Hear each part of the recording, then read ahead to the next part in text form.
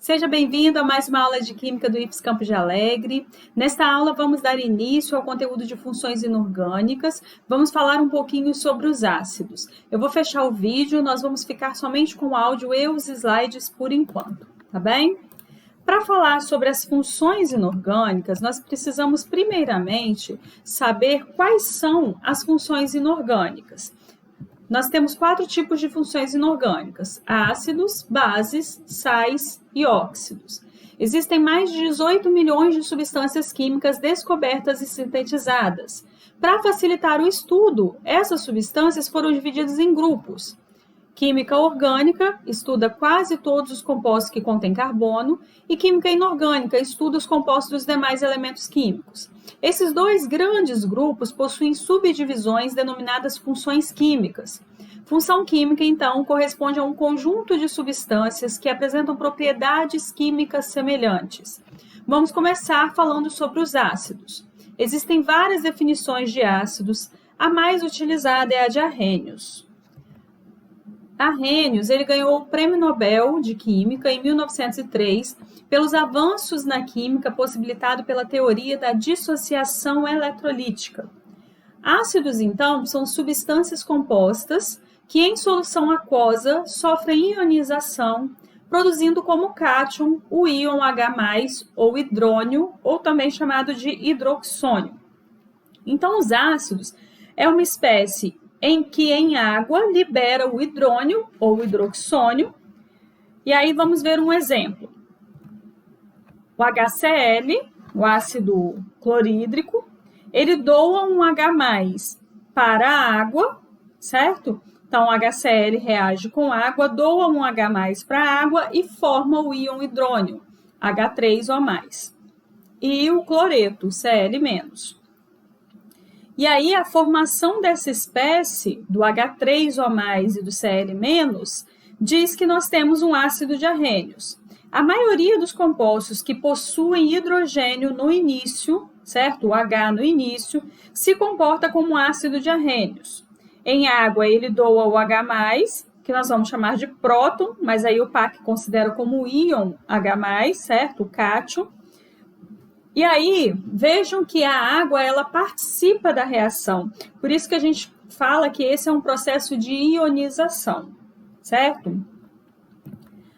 Vemos um outro exemplo aqui. H2SO4 mais 2H2O, dando 2H3O+, mais SO4, 2-, certo? Então, aqui é do ácido sulfúrico, reagindo com água e formando o hidrônio. O ácido, ele é um composto molecular. Quando ele reage com água, ele se ioniza, formando um cátion e um ânion, certo? Vai gerar, então, uma solução eletrolítica. Vejamos um outro exemplo aqui, o ácido fosfórico. H3PO4, H2O, mais 3H2O, dando o íon hidrônio mais o íon fosfato, certo? O cátion e o ânion. E vejam que o aquoso que a gente tem aí entre parênteses significa que esse sistema ele está cercado de moléculas no estado aquoso.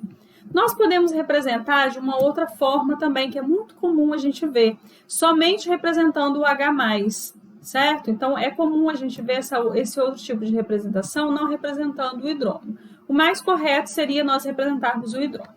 A teoria de Arrhenius, ela não pode ser aplicada em outros solventes ou em substâncias de fase gasosa ou no estado líquido. Vejamos, então, a classificação dos ácidos. Os ácidos são classificados quanto ao número de hidrogênios ionizáveis. Eles podem ser monoácidos, diácidos, triácidos e tetrácidos, cada um possuindo uma determinada quantidade de hidrogênio ionizável, certo?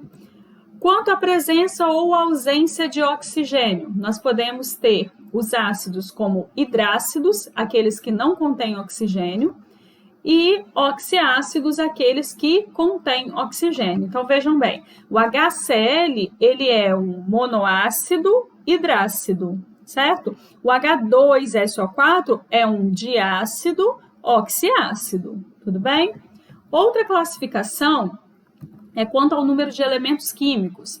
Os ácidos podem ser binários, ternários e quaternários. Também podemos classificar quanto à volatilidade. baseando-se no ponto de ebulição. Os ácidos podem ser voláteis ou fixos. O que são ácidos voláteis? São aqueles que se evaporam com facilidade. Também podemos classificar eles quanto à estabilidade. Eles podem ser estáveis, não sofrem decomposição em condições ambientes, a maioria dos ácidos são estáveis, e eles podem ser instáveis. Como exemplo, nós temos o ácido carbônico, o ácido sulfuroso e o ácido tiosulfúrico, certo? Que são ácidos instáveis. O ácido carbônico, ele não fica na forma de H2CO3, ele se separa em H2O e CO2. O ácido sulfuroso vai também se separar em H2O e SO2, aqui é S, ok? SO2.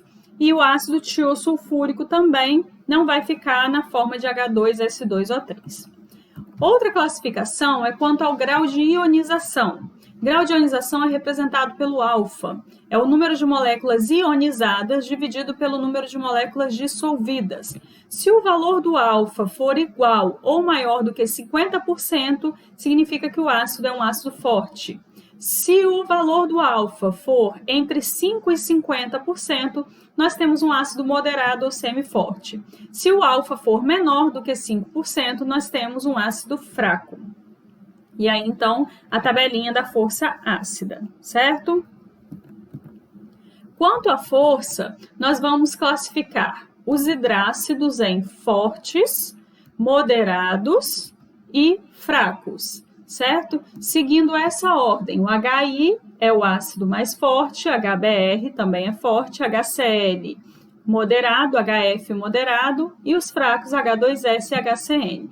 Por que eu coloquei somente esses hidrácidos? Porque são os mais comuns, certo? Mas nós temos outros hidrácidos também. Os oxiácidos, nós, para verificarmos se são fortes, moderados ou fracos, nós vamos seguir a regra de Pauling. Mas essa regra de Pauling, ela faz uma aproximação para determinar o pKa do oxiácido. Nós podemos também avaliar pela eletronegatividade e pela estrutura de ressonância. Então, nós vamos ver aqui um macete seguindo a regra de Pauling. O que seria isso? Seria nós diminuirmos a quantidade de oxigênios menos a quantidade de hidrogênios da fórmula molecular. Se esse valor for igual a 3, nós temos um ácido muito forte. Se esse valor for igual a 2, nós temos um ácido forte. Se esse valor for igual a 1, nós temos um ácido moderado. Se esse valor for igual a 0, nós temos um ácido fraco. Vejamos, então, um exemplo. O HClO, nós temos que 1 oxigênio menos 1 hidrogênio, 0. Então, é um ácido fraco. H3PO4, 4 menos 3 dá 1. Então, é um ácido moderado.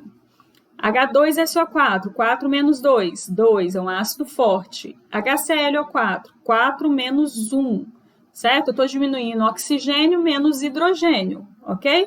Quando não tem número aqui, o número é 1, tá bem? E aí, então, nós temos um ácido muito forte, que é o HClO4. Nós temos algumas exceções. O H2CO3 é uma exceção, porque 3 menos 2 dá 1. Seguindo essa regrinha, ele seria um ácido moderado, porém ele é um ácido fraco. Quando a gente tiver o mesmo valor de X para vários elementos, por exemplo, várias substâncias, aqui HIO, HBRO e HClO, todos eles são ácidos fracos. Então, qual vai ser a ordem de força deles? De acordo com a eletronegatividade, seguindo a fila de eletronegatividade que nós já vimos na aula de ligações químicas, ok?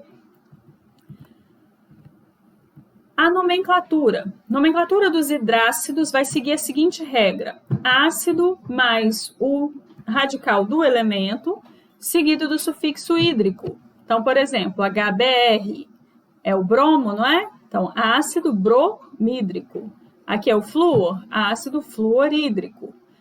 Cloro, ácido clorídrico. Então, os hidrácidos seguem essa nomenclatura. Já os oxiácidos, eles podem seguir a seguinte regra: ácido, radical do elemento e íquo padrão. O que é o íquo padrão? A gente usar o nome consagrado, porque alguns ácidos, o mesmo elemento pode formar mais de um tipo de oxiácido. Então, nós podemos seguir, por exemplo, o nome consagrado que a gente chama. nós temos aqui o HClO4, é o ácido clórico, é o nome consagrado. Se eu retiro um oxigênio, se eu aumento um oxigênio, passo a ter HClO4, eu vou chamar ele de perclórico. Vou colocar o per aqui e ele vai terminar em ico.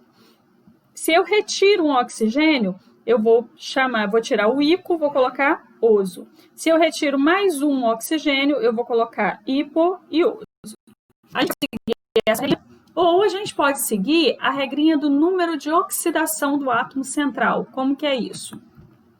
É eu verificar o número de NOx da substância, de todos os elementos. O átomo central, nós vamos dar o número de oxidação do átomo central, geralmente é o elemento que fica no meio, certo? Então, aqui, por exemplo, ó, HClO4. O H sempre é mais 1, certo? Então, mais 1 vezes 1 dá mais 1. O O sempre é menos 2. Menos 2 vezes 4, menos 8. E aí, menos 8 mais 1, mais 7, porque eu tenho que igualar a 0, ok? Então, aqui vai dar mais 7. Se esse número do elemento do meio, do átomo central, for mais 7, então ele vai começar em per e terminar em ico. Então, ácido per é o cloro, né? Clórico, ok? Agora aqui, ó, mais 1 vezes 1, mais 1. Menos 2 vezes 2, menos 4. Menos 4 mais 1 dá mais 3. Então, o número do NOx do átomo central é mais 3. Se é mais 3, então eu vou colocar a terminação oso. É o nitrogênio, ácido nitroso. Ok? Essa regra não pode ser aplicada para os oxiácidos dos grupos 13 e 14, que vão ter a terminação ico, né? Eles vão ter a terminação ico. Por exemplo, aqui, ó, mais 1 vezes 2, mais 2. Menos 2 vezes 3, menos 6. Menos 6 mais 2 vai dar mais 4. Com o número do NOx do átomo central mais 4, ele iria terminar em oso. Só que ele não é ácido carbonoso, ele é ácido carbônico. A mesma coisa para o boro, certo? Ânions derivados dos oxiácidos. Quando o oxiácido terminar em oso, o ânion vai terminar em ito. Quando o ácido terminar em ico, o ânion vai terminar em ato. Uma regrinha para lembrar é preguiçoso mosquito no bico do pato, certo? Terminou em oso, ito. Terminou em ico, ato. Então, nós temos aqui, ó, ácido hipocloroso. Então, o ânion, que é o ClO-, vai ser o hipoclorito, ok? Prefixos orto, meta e piro. Nós vamos ter o seguinte, se eu tenho aqui, por exemplo, H3PO4, é o ácido fosfórico ou ácido ortofosfórico. Se eu retirar uma molécula de água do H3PO4, eu fico com HPO3, certo? E aí, então, quando eu retirei uma molécula de água, eu vou chamar ele de metafosfórico, certo? Se eu pego esse H3PO4, multiplico por 2, eu vou ter H6P2O8. Eu retiro uma molécula de água, aí então eu vou ter H4P2O7. Eu vou chamar esse ácido de pirofosfórico, certo? Características gerais dos ácidos. Apresentam sabor azedo, desidratam a matéria orgânica, deixam incolor a solução alcoólica de fenolftaleína, neutralizam as bases formando sal e água. Alguns ácidos importantes. O ácido clorídrico, também chamado de ácido muriático, conhecido como ácido muriático, né? É usado na limpeza de peças metálicas, superfícies de mármore e é encontrado no suco gástrico humano. Outro ácido importante, o ácido sulfúrico, é o ácido da água de bateria dos automóveis. Ele pode ser obtido a partir dessas reações. O ácido nítrico é um líquido incolor, mas ele, quando pinga na pele, né, ele pode produzir manchas amareladas na pele, certo? O ácido nítrico. É muito usado na química orgânica para a produção de nitrocompostos. O ácido fosfórico, que é um acidulante muito presente nos refrigerantes do tipo cola. Os seus fosfatos, eles fazem parte da formulação dos fertilizantes, do fertilizante NPK, nitrogênio, fósforo e potássio. E, por enquanto, é isso, certo? Para essa aula, nós vimos os ácidos. Na próxima aula, nós vamos falar sobre as bases, tá bem? Um abraço, fiquem com Deus e até a próxima!